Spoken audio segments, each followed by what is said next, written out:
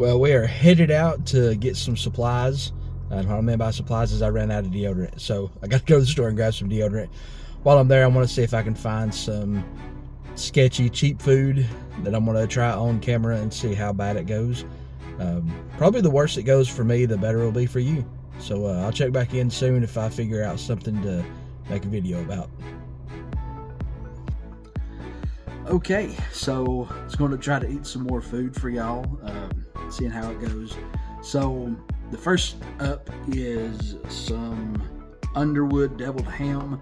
I've had things like potted meat and stuff like that before, but I've never actually had the actual Underwood brand deviled ham. So I wanted to try that, and I expected something to begin with that looked like it was some sort of meat, but to begin with, this is what I was presented with. I'm guessing that is the congealed fat that comes to the surface. So the first thing I'm going to do is mix this up, and then we're going to get to doing the taste test. So cross your fingers.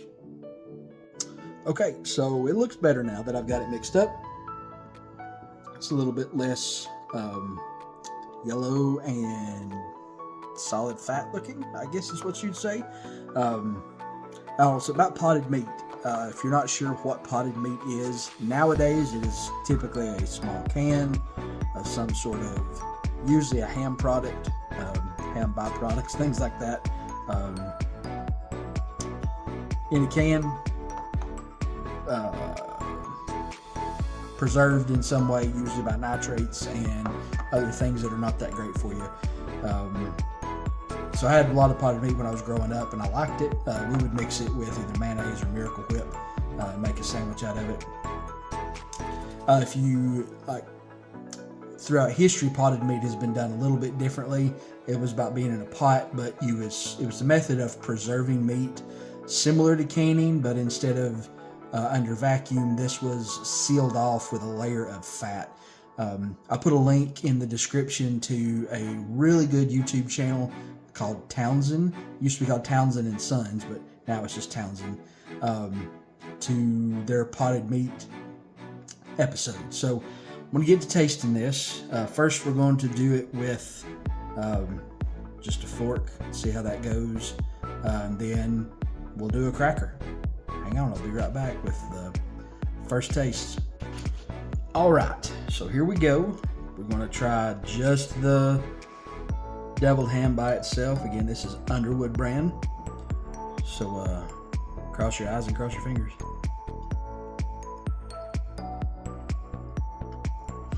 The taste isn't horrible.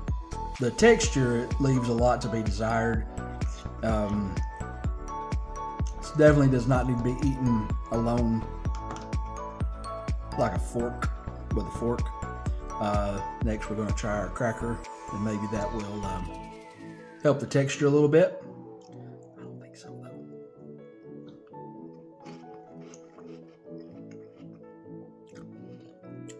though. The saltiness of the cracker, the butteriness, it actually helps a little bit.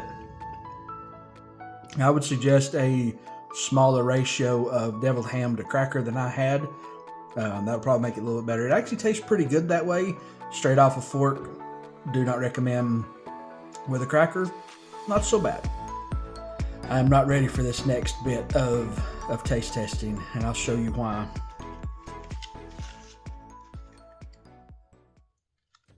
I don't think I've ever had smoked oysters. I definitely have not had them out of a can. So take a moment and have a moment of silence for me, please.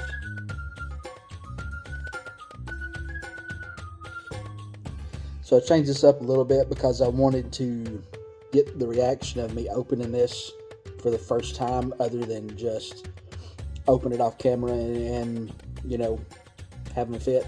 So let's see what the initial taste is. Initial smell, not taste. We'll get to that in a minute.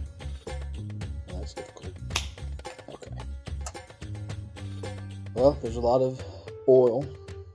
coming out the top.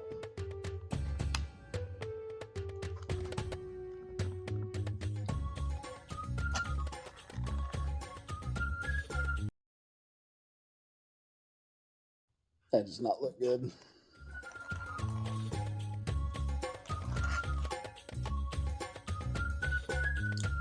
So I'm going to show you what it looks like in the can.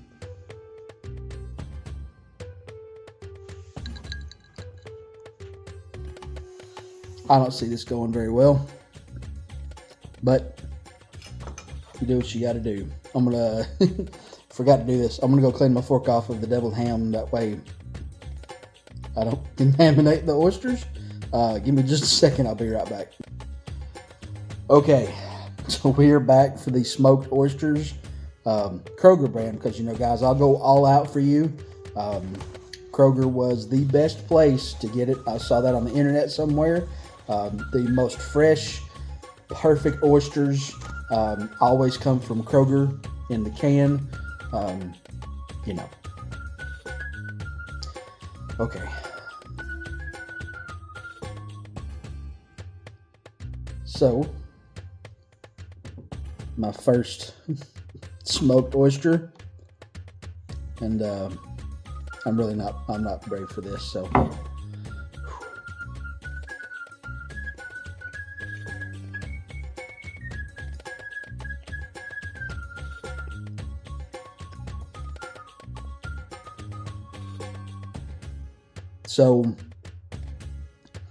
it's not as bad as what I thought it was going to be. It's definitely not something I would be like, oh yeah, let me have those. I'm not sure what the difference is between, like, say this. I know there's going to be a vast difference. Like, I've never had a raw oyster. I probably never will. I expected there to be more of a texture, more of a chewy. This is very grainy almost, with hardly any kind of chew to it at all. Very fishy. Imagine if you've ever had like fresh fish caught out of the stream and then taken right over to the fire and cooked that way. It's very kind of game fishy tasting, not a clean fish. We're going to try this on a cracker, just so I can say I've done it.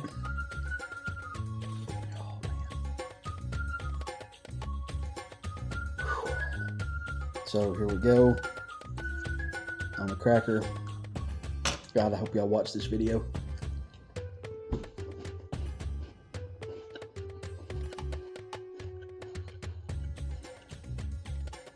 So with a cracker, just like the other, it's not something that if I was trying to avoid hurting somebody's feelings, I would eat it. If I didn't care about them at all, I wouldn't eat it. I'd be like, no. So this stuff is, I do not recommend. This is 3 thumbs down. If I had 4, I'd put 4. So no on the oysters, with or without a cracker. The deviled ham is a yes with crackers, no without. But this is definitely something I could see being a part of a kit or an ensemble, if you were. That wouldn't be bad. Especially maybe if you heated it up. I don't know, maybe I'll have to try that. Not good on its own, but on cracker or bread, maybe mixed in with some other stuff, it wouldn't be so bad. It'd be good to bulk up. So there are 2 servings in this. Whole lot of sodium. Anyway, so guys, that is it. I'm gonna be trying something out here in a second for another video, and then we'll be going to bed probably. It's kind of late. I mean, for me anyway. So anyway, thanks for tuning in and watching this. I'll get this cut together and put up, and maybe I'll help you avoid some of the mistakes I have made. Well, have a wonderful evening, and we will catch you next time on What Andy Does.